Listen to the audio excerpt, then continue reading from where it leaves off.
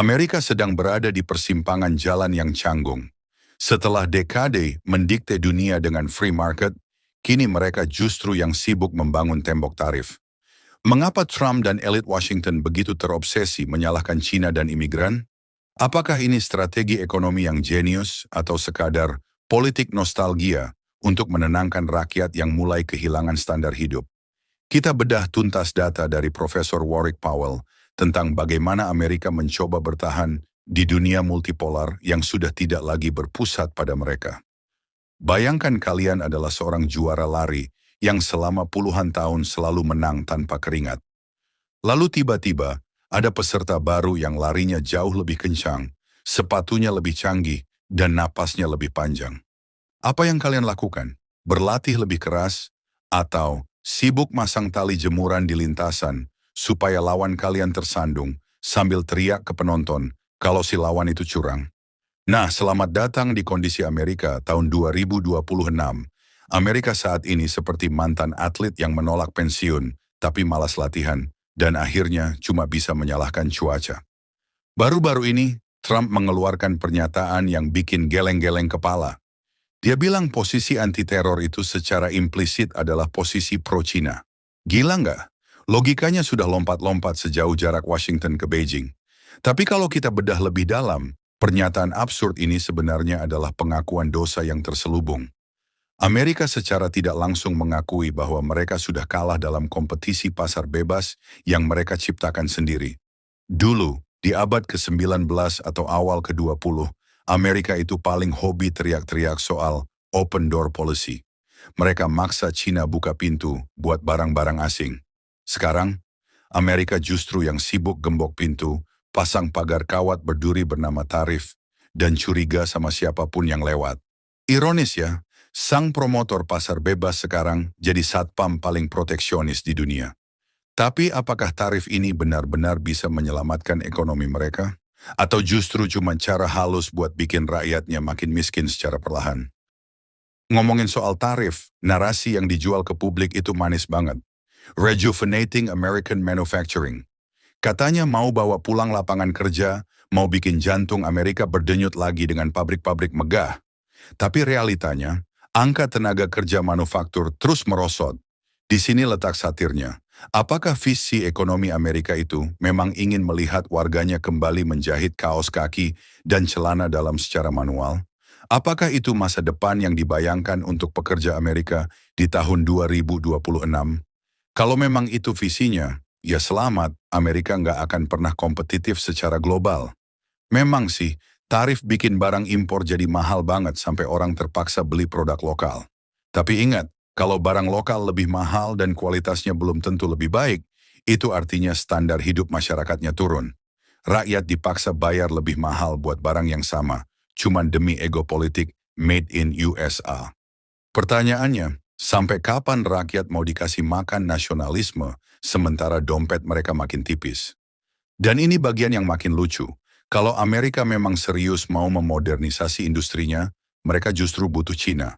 Mau upgrade jaringan listrik, butuh tembaga dan transformator, mau bikin pabrik otomatis yang canggih dan hemat energi, pilihannya cuma dua, beli dari supplier mahal di Jerman atau Jepang, atau cari opsi yang lebih murah dan efisien dari, ya, China. Jadi mereka membenci China, tapi butuh mesin China buat bisa bersaing sama China. Ini namanya hubungan toxic level dewa. Amerika nggak punya kejelasan visi. Strategi ekonomi mereka bukan didorong oleh data, tapi oleh emosi dan nostalgia. Mereka terjebak dalam cartoon image Amerika tahun 1950-an, di mana mereka adalah satu-satunya penguasa. Padahal sekarang sudah 2026. Bung, dunia sudah berubah, tapi Washington masih pakai kacamata hitam tahun 50-an. Semua energi Amerika habis cuma buat satu hal, gimana caranya menghentikan China. Bayangkan, kalian punya tetangga yang rumahnya makin bagus, lalu kalian habiskan waktu dan uang kalian buat beli paku payung, buat disebar di garasi dia, daripada kalian renovasi rumah sendiri. Itulah Amerika sekarang. Membendung China itu butuh energi besar, dan energi itu sebenarnya bisa dipakai buat memperbaiki kualitas hidup warga Amerika sendiri. Tapi elit politiknya pintar. Daripada ngaku kalau mereka gagal ngurus masalah domestik, lebih gampang cari kambing hitam. Jangan lihat Washington kalau ada masalah, lihat saja China atau para imigran. Itu adalah trik lama yang selalu berhasil buat dapat suara. Tapi pertanyaannya, apakah musuh buatan ini bisa memperbaiki ekonomi yang strukturnya sudah rapuh dari dalam? Amerika saat ini sedang mengalami kecemasan akut. Ketegangan domestik mereka meluap ke panggung global. Elit politiknya butuh pengalihan isu.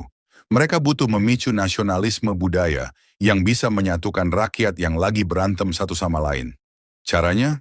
Dengan menciptakan rasa takut terhadap pihak lain.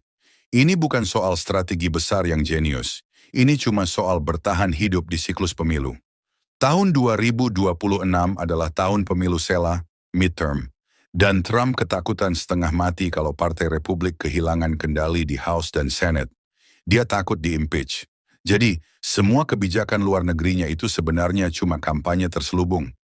Janji turunin biaya kartu kredit, perpanjang tenor KPR supaya rumah kelihatan murah, itu semua cuma gula-gula buat pegang basis massa. Kalau Demokrat menentang, tinggal bilang, tuh kan, mereka nggak mau kalian sejahtera, kasih saya suara lagi. Gampang banget polanya kan? Di sisi lain, lihat gimana cara China merespon. Ini yang bikin Washington makin frustrasi. China itu tenang banget, kalem alias unflappable. Bayangkan kalian lagi marah-marah, teriak-teriak di depan muka orang, tapi orang itu cuma senyum tipis sambil lanjut minum teh.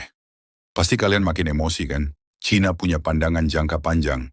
Mereka nggak terburu-buru karena mereka percaya pada arus sejarah. Mereka merasa posisinya sudah kuat sebagai institusi stabil tempat pembangunan ekonomi global berpusat. Mereka punya nuklir, mereka punya ekonomi kuat, jadi mereka merasa sebagai peer atau setara dengan Amerika.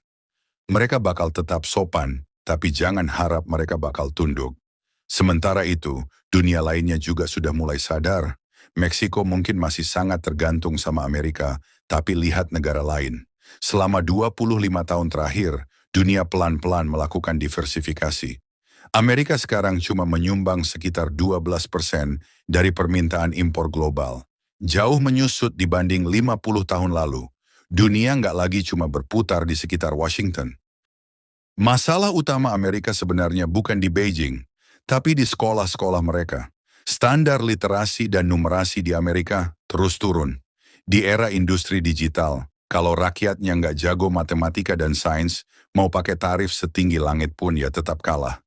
Dan ini nggak bisa diperbaiki cuma dengan jentikan jari atau mengimpor orang pintar dari luar negeri, yang mana sebagian rakyatnya sendiri malah benci sama imigran pintar. Amerika butuh satu generasi penuh buat memperbaiki kapasitas manusianya. Minimal 20 tahun kerja keras. Tapi ya itu tadi, kerja keras itu capek dan gak instan.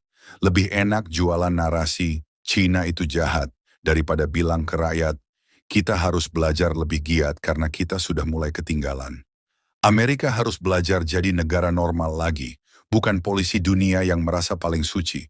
Dunia sudah jadi multipolar, dan kalau Amerika nggak bisa berdamai dengan kenyataan ini, mereka bakal terus-terusan merasa tidak damai dengan seluruh dunia.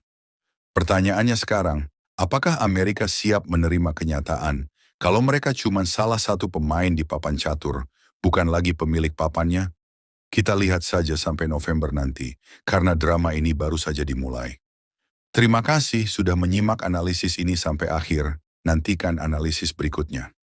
Jangan lupa like dan subscribe. Kalau kalian suka pembahasan seperti ini, mari menjadi lebih cerdas tentang dunia di sekitar kita. Sampai jumpa di video berikutnya.